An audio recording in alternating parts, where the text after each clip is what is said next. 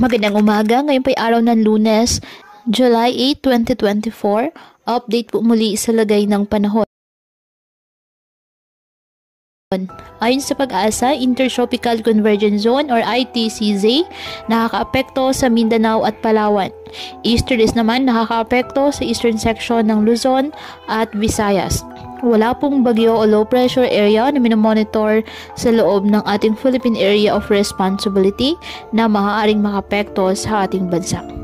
Ngayong araw, ang Palawan, Zamboanga Peninsula, Basilan, Sulu at Tawi-Tawi, asahan ng maulap na kalangitan na may kalat-kalat na pag-ulan at thunderstorms dahil sa Intertropical Convergence Zone.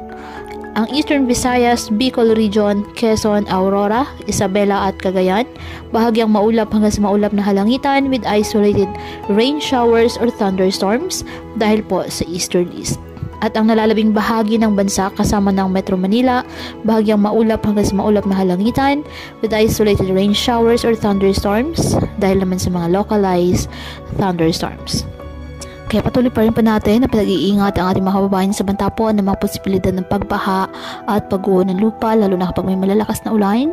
At ugaliin po na magdala palagi ng payong o hatan mo panangga sa ulan sa tuwing lalabas po ng ating mga tahanan. At yan po muna update sa lagay ng panahon ngayong araw.